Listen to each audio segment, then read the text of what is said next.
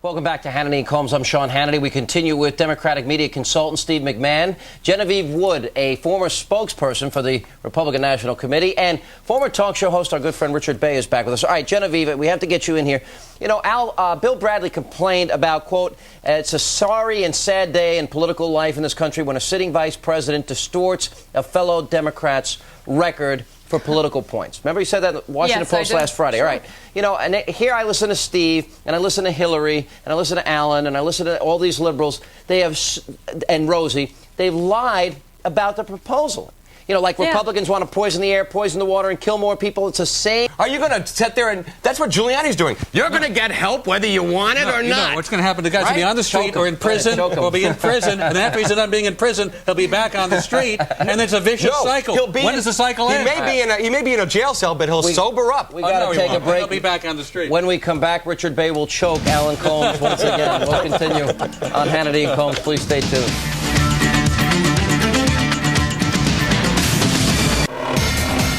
Tonight on The Edge, arresting the homeless, solution to an urban epidemic or a crime in itself. Plus, do you still have the right to remain silent even if no one tells you so? Your Miranda rights under fire. Tonight on The Edge. They say professionals are getting younger and Sears is jumping on the bandwagon. Contest creates a new line of children's clothing. The winner, fashion's youngest designing women on Your World. Hello, Rosie. I'm with station HMLS, the Homeless Man's News Network, and I think we should check and look to see what he wants to say. Rudy's not a bad guy, and you're a real sweetheart, but you got to look eye to eye with each other. The only way you're going to help these people out is if you stop fighting with each other.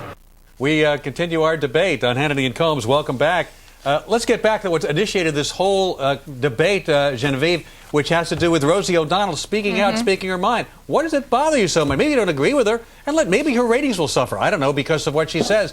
But does she have the right to say it? If it's okay with her and okay with her producers that she's going to make a statement, and that's her feelings, why does it bother you so much? Well, she's got the right. What do you call a person who does that? A demagogue? I call him a talk show host. We got to go. Thank you all very much for being with us. That's our show for tonight. Has Jesse Ventura opened the door for people from the professional wrestling world to go into politics? We'll talk with two people following in the Minnesota governor's footsteps tomorrow night, right here on Hannity and Colmes. They'll be more compassionate.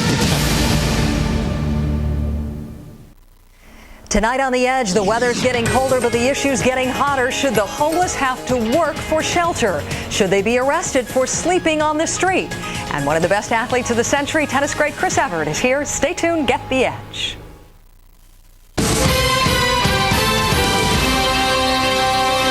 Good evening, I'm Jane Skinner. In Worcester, Massachusetts, a moving tribute today to those 6 firefighters who died in the line of duty.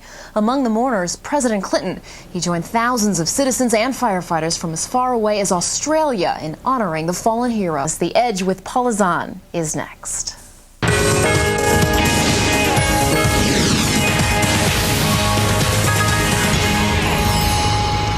And thanks so much for joining us tonight. Hello. A little bit later on, we're going to find out if all those pesky polls really tell politicians what the people want. But leading The Edge tonight, it is a battle that is getting hotter by the minute, and even Rosie O'Donnell is stirring up the pot.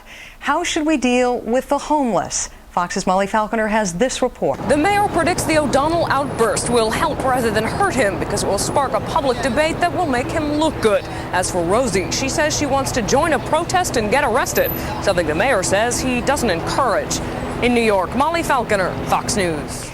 About 700,000 people living in this country are homeless every night, and more than 2 million will experience homelessness at some point during 1 year's time. Of those people, 1/3 are families with children.